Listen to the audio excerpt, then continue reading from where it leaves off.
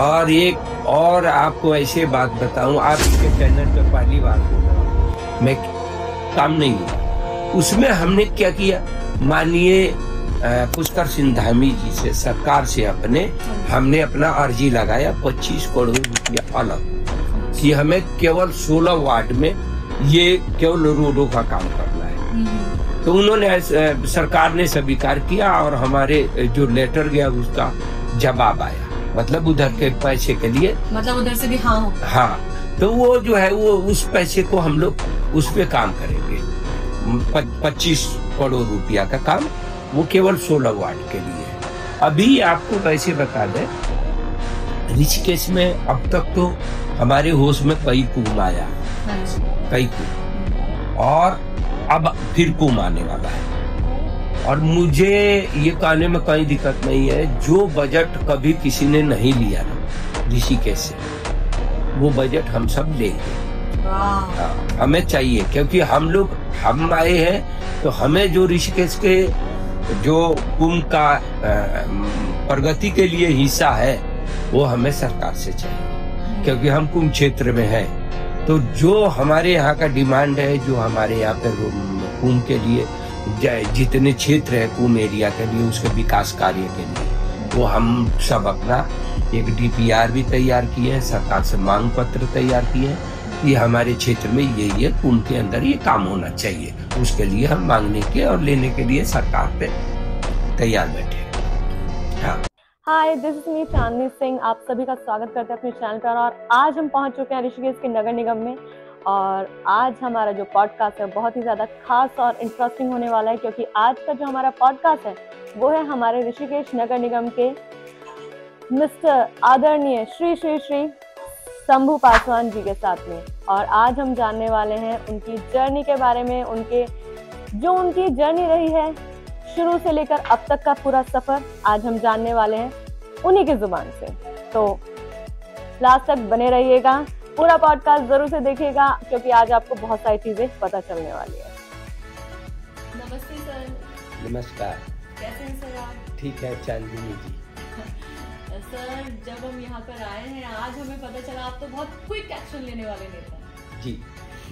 हाँ जी सर, सच में, क्योंकि हमने तो और सब लोगों ने यही सुना है और सबको यही पता भी है कि नेता लोग तो बहुत धीरे काम करते हैं ना, लेकिन एक सच्चाई आज हम अपनी ऑडियंस को बताना चाहेंगे कि ये हमने खुद अभी यहाँ पे लाइव हमें पता चला है कि सर एकदम क्विक एक्शन लेते हैं, फटाफट, कि अगर कोई कंप्लेंट आ रही है आप तुरंत एक्शन ले रहे हैं। वाह सर, जी, अमेजिंग सर जी। तो सर, वाद विवाद की बातें तो आपके साथ हमेशा होती रहती है, राइट सर? लेकिन आज के इस पॉडकास्ट में हम आपका जानना चाहते हैं पूरी यात्रा जी, एक ठेकेदार से एक मेयर तक का सफर जी।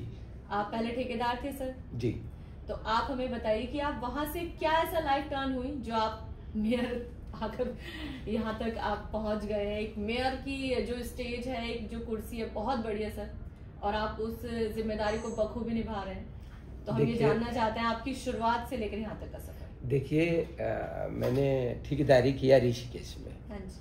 और ठेकेदारी भी मैंने बड़े लेवल पे किया, बहुत बड़े बड़े काम किया मैंने। और जैसे कोठी भी बनाया तो 20-25 कोठियों का काम एक साथ करते थे। अच्छा।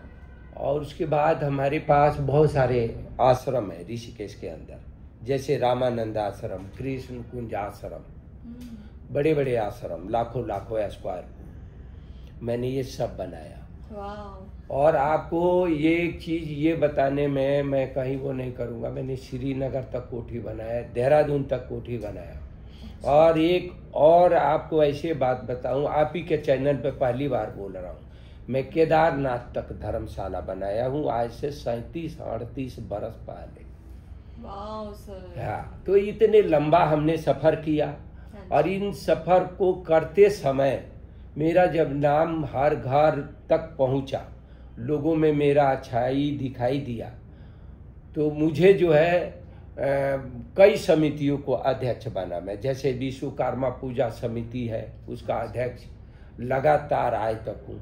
छठ पूजा समिति है, कभी अध्यक्ष, कभी कार्यक्रम अध्यक्ष, कभी उपाध्यक्ष, कारपेंटर समिति है, उनमें मैं अध्यक्ष, कई समितियों का अध्यक्ष रहा मैं, कई समितियों में सेवा किया मैं।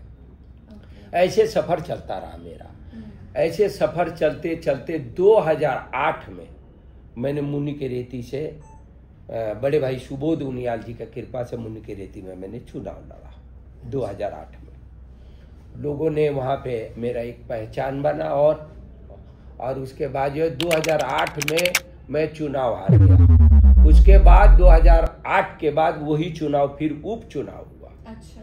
मुनि की रेती में मैं चुनाव जीता और वहाँ पे लोगों के आशीर्वाद से, लोगों की कृपा से फिर वहाँ पे हमने अपना जो है कार्यकाल बहुत बढ़िया काम किया। लोगों के नज़रों में आया जी ये जो है शंभू पासवान जैसे बढ़िया मकान बनाता है ऐसा ही नगर पालिका भी बढ़िया चलाया। तो एक हमारे वहाँ पे भी पहचान और अच्छा बना।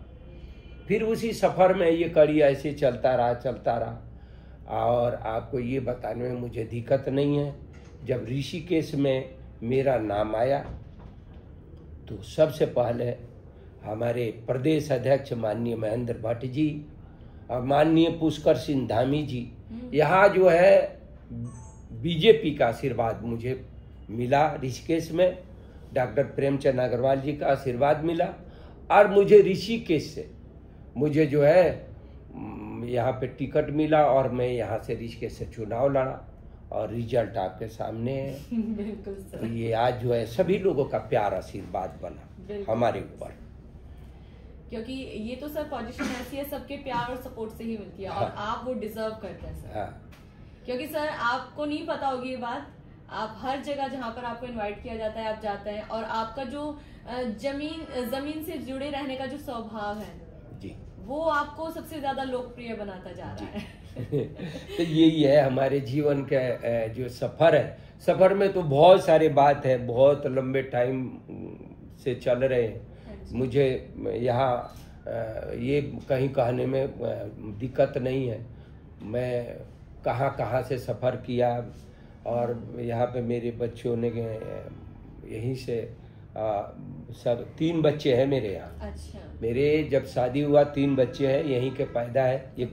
एक असिस्टेंट प्रोफेसर है और 2 बच्चे हमारे साथ ठेकेदारी में काम करते हैं। वाह सर। ये हमारे ये जीवन की कहानी है।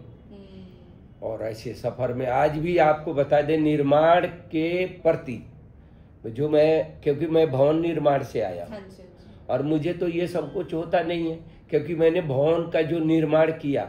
मेरे को एक सज्जन ने कहा था मेरे चुनाव बीतने के बाद, उन्होंने कहा था कि पासवान जी आपने हजारों मकान बनाया और कहीं ना कहीं डिस्प्यूट हो जाता है और पूरे चुनाव के दौरान आपके साथ कोई भी व्यक्ति आके ये नहीं कहा कि मेरे यहाँ मकान बना था तो शंभू पासवान जी से तू में हुआ या लेन देन में कोई ऊंच नीच हुआ।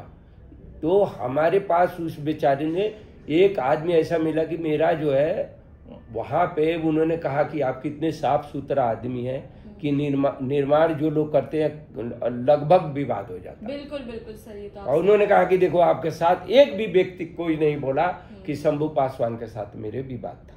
आपका सरल स्वभाव आपकी पहचान है सर जी।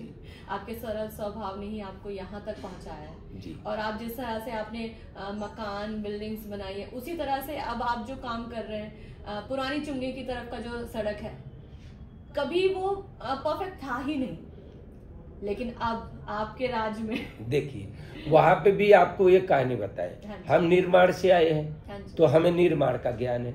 हमने जहाँ 2.5 फुट खड्डा था वहाँ भर दिया, जहाँ 2.5 फुट ऊंचा था वहाँ खोद दिया। मतलब रोड को भी एक लेवल में ले जाने का प्रयास कर रहे हैं, वरना ऊपर नीचे उसी पे प्रेस कर देते लोग।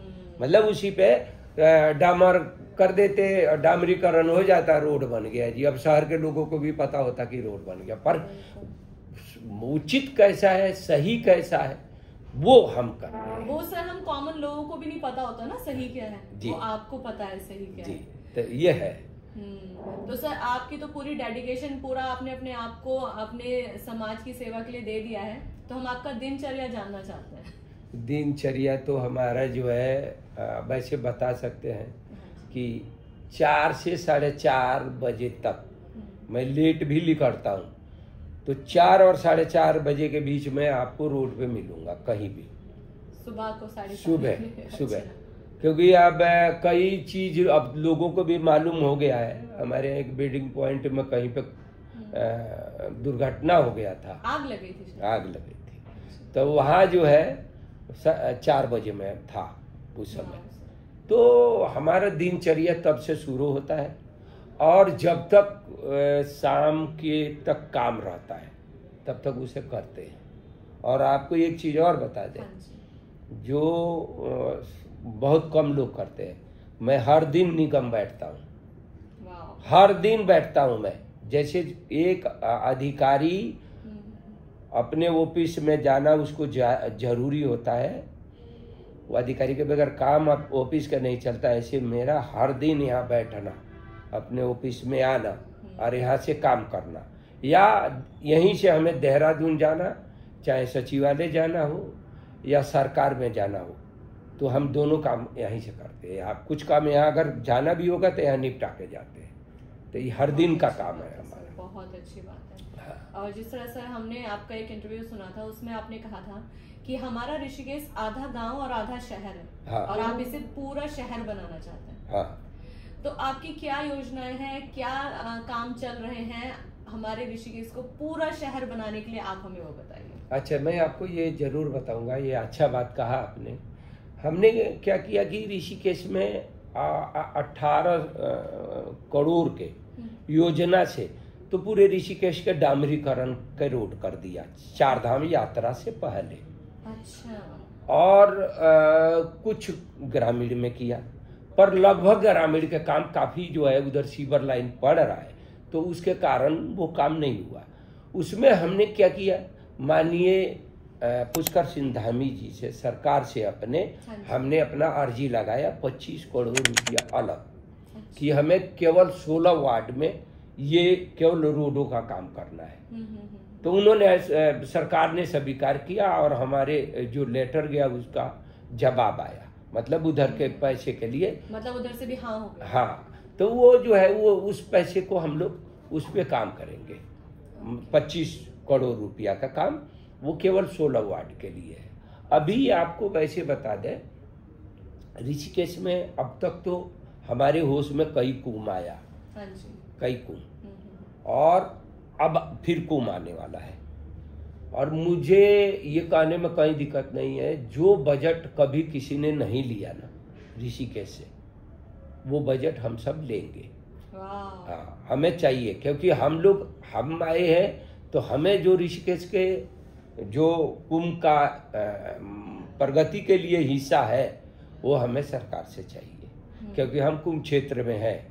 तो जो हमारे यहाँ का डिमांड है, जो हमारे यहाँ पे कुंभ के लिए जितने क्षेत्र है कुंभ एरिया के लिए, उसके विकास कार्य के लिए, वो हम सब अपना एक DPR भी तैयार किए हैं, सरकार से मांग पत्र तैयार किए हैं कि हमारे क्षेत्र में ये कुंभ के अंदर ये काम होना चाहिए। उसके लिए हम मांगने के और लेने के लिए सरकार पे तैयार बैठे हैं।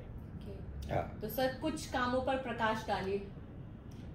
काम विकास कार्य में आपको ये बात बता सकते हैं कि मैं काशीपुर था, तो वहाँ पे प्रोग्राम के दौरान मैंने एक मीडिया में एक बात बोला था, जो काम कभी नहीं हुआ है वो माननीय पुष्कर सिंह धामी जी के कार्यकाल में हम कर रहे हैं। ये आपको यहाँ से ऐसे बता सकते हैं कि अभी हमने गौशाला के लिए जमीन लिया। अच्छा। नगर पालिका से और नगर निगम बन गया, तो अभी तक किसी ने लिया नहीं था। अच्छा, अभी तक था ही नहीं।